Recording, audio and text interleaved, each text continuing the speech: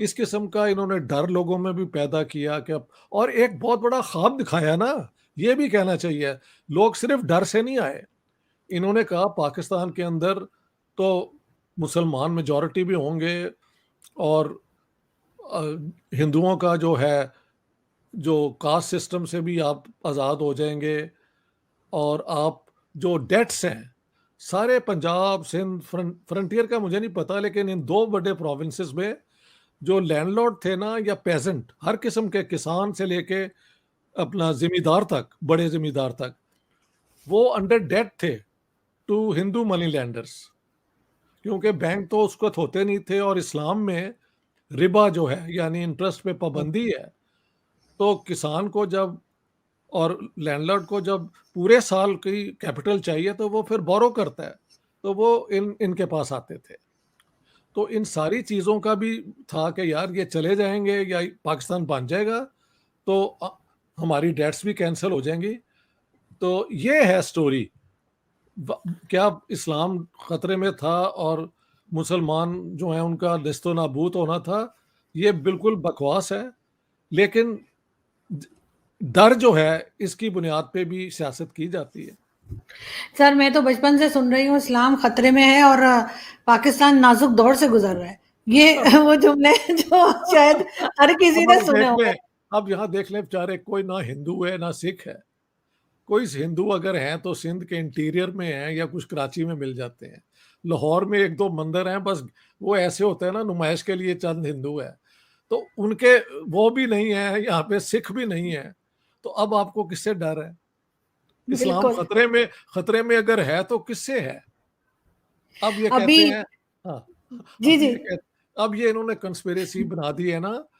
क्या है यार, यहूद हुनूद और नसारा, यानी ज्यूज, हिंदूज एंड क्रिश्चियंस, यार उनके पास और कोई काम करने को नहीं है कि वो पाकिस्तान के खिलाफ कंस्पिरेसी करते रहे। पाकिस्तान के पास है क्या जिसके लिए ये तीनों इतनी बड़ी कम्युनिटीज कंस्पायर कर रही हो?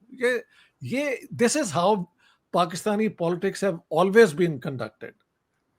ब्लेम बिल्कुल। दूसरे को करना, ये है। लेकिन सर बिल्कुल सर, अभी ईद से पहले मैंने कुछ 2-3 बच्चे थे, स्ट्रीट चिल्ड्रन जैसे होते हैं, तो उनको मैंने ईद के कपड़े दिलवा दिए। तो मैंने वो पिक्चर्स लगा दी ट्विटर पे, तो मुझे बहुत से जो हमारे दोस्त हैं ट्विटर के ऊपर इंडियंस, उन्होंने कहा कि कुछ मतलब जो हिंदू बच्चे हैं जो कम्युनिटी है उसके लिए भी करें। तो अब मैंने एक साहब की ड्यूटी लगाई है कि मुझे कोई हिंदू ढूंढ के दो ताकि मैं पकड़ के उनकी उनकी नहीं, मदद करूंगी। होंगे तो मदद करूंगी, मुझे कोई मिल ही नहीं रहा। है ही नहीं यहाँ पे कोई हिंदू। लाहौर में मैंने जाके, जब मैं गवर्नमेंट कॉलेज में पढ़ा रहा था, तो मैंने अपने स्टूडेंट्स को कहा यार मुझे मिलाओ तो सही कोई। तो एक फिर मेरे, वो बाद में मेरे दोस्त ही बन गए हैं, मेहरा साहब।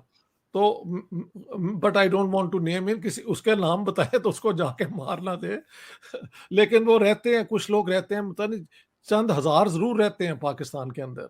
बहुत कम होंगे सर। लाहौर के अंदर, लाहौर के अंदर। मैं इस्लामाबाद में हूँ, और जी, इस्लामाबाद में मुझे तो मैंने एक साहब से कहा है कि मुझे ढूंढ के दो ताकि अगर किसी को कुछ जरूरत हो तो मैं उनकी हेल्प कर सकूं। मुझे तो खैर वेरी बड़ा गुड, शौक है वेरी बैठ के गुड के। एक्चुअली है। मैं एक हाँ। दफा गया था 2017 में, मेरे दोस्त हैं अरशद महमूद साहब, तो शायद ये न्यू ईयर नाइट थी, तो उन्होंने म्यूजिशियन बुलाए हुए थे, क्योंकि मुझे गाने का, सुनने का, म्यूजिक का बड़ा शौक है।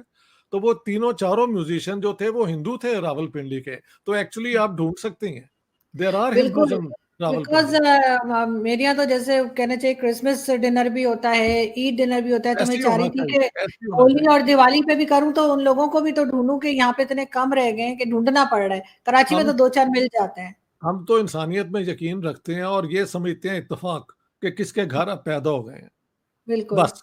उसके बाद हर इंसान के अंदर वही दर्द है, वही खुशियां हैं, वही अपना उमंगे सोच हैं, उसी तरह की है, उमंगे बिल्कुल। हैं। बिल्कुल।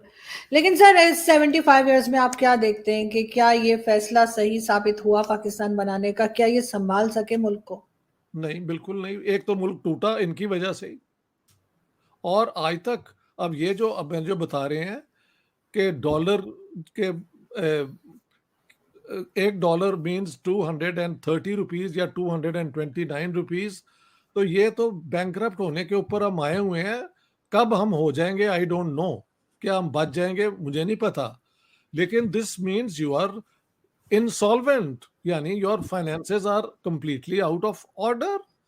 तो इन 75 साल में इन्होंने क्या कामयाब किया है, सोए कि एक बहुत बड़ी आर्मी और उस पे डिफेंस पे बहुत खर्चा, और 3-4 जंगें जिनका फैसला जीरो ही हुआ है, कुछ भी नहीं मिला। और अचीवमेंट क्या है? आप बता दें, आप तो इस्लामाबाद में रहती हैं, व्हाट इज देयर जिस पे हम बहुत ज्यादा प्राइड कर सकें एज एज सिटीजन्स, कुछ भी तो नहीं है।